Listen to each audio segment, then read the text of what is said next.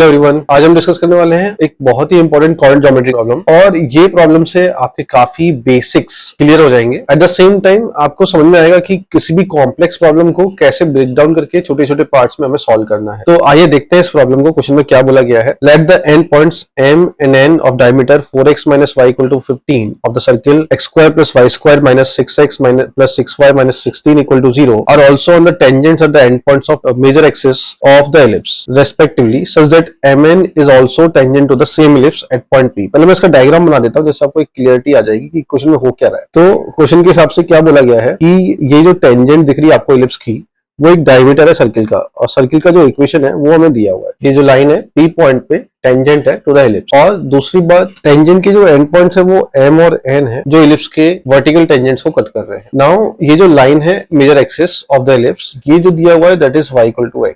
Circle का equation हमें given है, तो सर्किल का हम जो सेंटर है, मतलब इस डायमीटर का मिड पॉइंट, हम मिड पॉइंट लिख सकते हैं।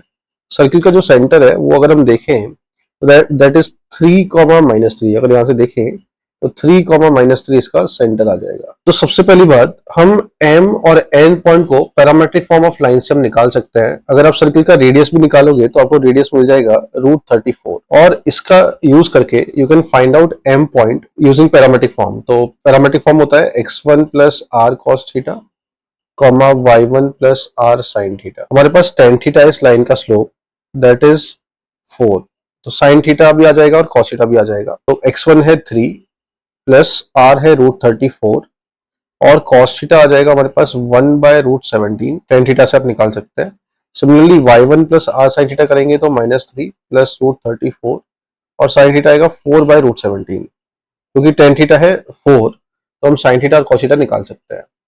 इस तरीके से हमारे पास m के कोऑर्डिनेट्स आ गए।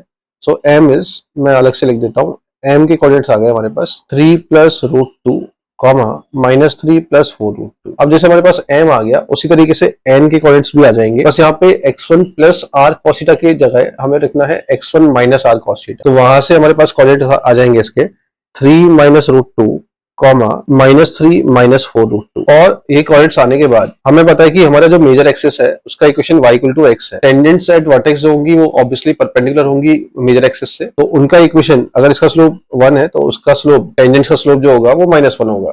तो लाइन का इक्वेशन आएगा x plus Y equal to constant. अब वो कॉन्स्टेंट अगर हम देखें m के x और y को ऐड करके तो वो हमारे पास आ रहा है 5√2। तो x plus Y equal to 5√2, ये किसका इक्वेशन आ गया, टेंजेंटेड वर्टेक्स।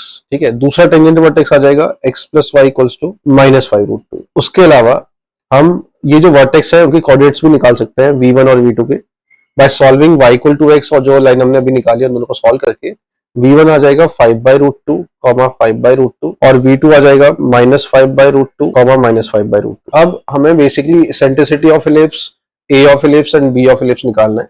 तो वर्टेक्स के बीच में जो डिस्टेंस होती है वो 2a होती है। तो हम बोल सकते हैं कि 2a का वैल्यू √x2 - x1 का whole square plus y2 - y1 का होल स्क्वायर जब हम लगाएंगे तो ये डिस्टेंस 10 आ जाएगी। और अगर ये डिस्टेंस 10 है, 2a का वैल्यू 10 है, तो ऑब्वियसली a का वैल्यू क्या आ जाएगा, 5 आ जाएगा। सो a इज 5। दूसरी बात ये, अगर हम फोकस की बात करें, इलिप्स के जो फोकस होंगे वो y इक्वल टू x पे लाई करते हैं, अल्फा कमा अल्फा, और दूसरा हो जाएगा बीटा कमा बीटा। लेकिन उससे पहले ये ऑब्जर्व करिए कि जो वर्टेक्स के कोऑर्डिनेट्स है वो एक दूसरे के नेगेटिव है, मतलब इनका जो सेंटर होगा, मिड पॉइंट जो होगा वो सेंटर होगा, और मिड पॉइंट क्या है हमारा 0,0, 5/√2 और -5/√2, x में और y में भी 5/√2 और -5/√2, तो दोनों का एवरेज क्या आ गया, 0 आ गया। तो सेंटर हो गया 0,0। अगर एक फोकस अल्फा कमा अल्फा है तो दूसरे को मैं -α बोल देता हूँ। उसके अलावा दूसरी बात ये कि अगर मैं वर्टेक्स और फोकस के बीच में डिस्टेंस निकालूं तो वो डिस्टेंस होनी चाहिए a - ae, और जो फोकस है उनके बीच में जो डिस्टेंस होनी चाहिए वो होनी चाहिए 2ae। 2ae is the distance between foci.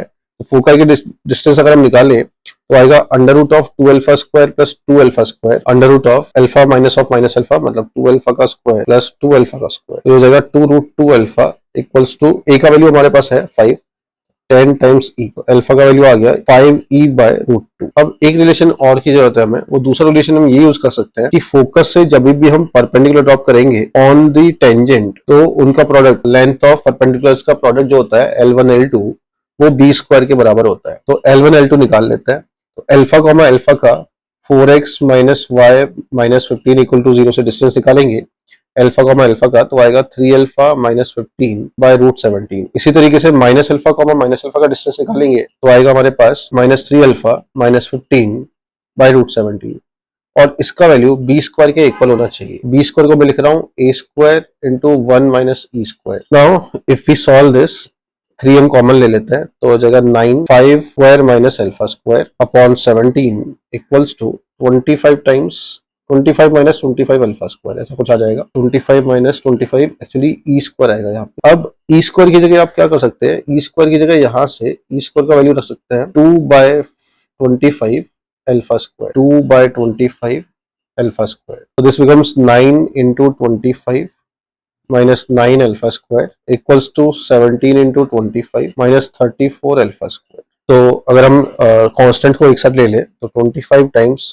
17 minus 9 25 into alpha square, ऐसा कुछ आएगा। 25 से यहाँ पे 25 कैंसिल हो जा रहा है, तो अल्फा स्क्वायर का वैल्यू आ जा रहा है हमारे पास 8।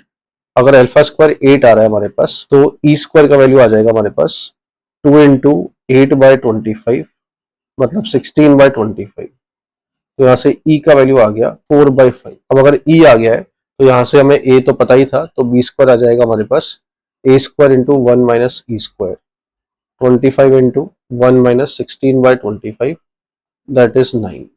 तो बी स्क्वायर का वैल्यू 9 आ गया हमारे पास। तो इस तरीके से हम सारी कैलकुलेशन कर सकते हैं और ऑप्शंस को मैच कर सकते हैं। एक बार ऑप्शंस को देख लेते हैं।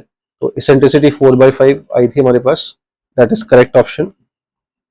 लेंथ ऑफ लेटर सेक्टम अभी हमने निकाला नहीं है, लेंथ ऑफ लेटर सेक्टम निकाल लेते हैं। That will be 2b square by A, so 2 into 9 upon 25 मतलब 18 by 25। So I think B option भी करेक्ट होना चाहिए। सेंटर ऑफ इलिप्स 1,1 गलत हो गया, 0,0 होगा। Equation of one of the directrix will be, directrix का इक्वेशन निकालना है हमें। तो डायरेक्ट्रिक्स की होगी, डायरेक्ट्रिक्स टेंजेंट एट वर्टेक्स के पैरेलल होगी और उनके बीच में जो डिस्टेंस होगा that will B a by E minus A distance होगी। तो हम डिस्टेंस बिटवीन टू लाइंस लगा लेते हैं। हमारी जो टेंजेंट एट वर्टेक्स है वो है x plus Y equals to 5√2 और जो हमें डायरेक्ट्रिक्स निकालनी है that is x plus Y equal to c। Distance between two lines c2 minus c1 upon under root A square plus B square equals to a by E minus A. a है हमारे पास 5, e है 4/5 minus a again है 5, तो c minus 5√2 का value कितना आ जाएगा हमारे पास 25/2√2 minus 5√2। तो c का वैल्यू आ गया 25/2√2। तो इसका मतलब एक लाइन हो जाएगी x plus Y equals to 25/2√2। एक डायरेक्ट्रिक्स का इक्वेशन ही आ जाएगा 25/2√2। इन्होंने ऑप्शन में दिया है 25√2/4, that is the same thing 25√2/4। इसका मतलब ये करेक्ट ऑप्शन होना चाहिए।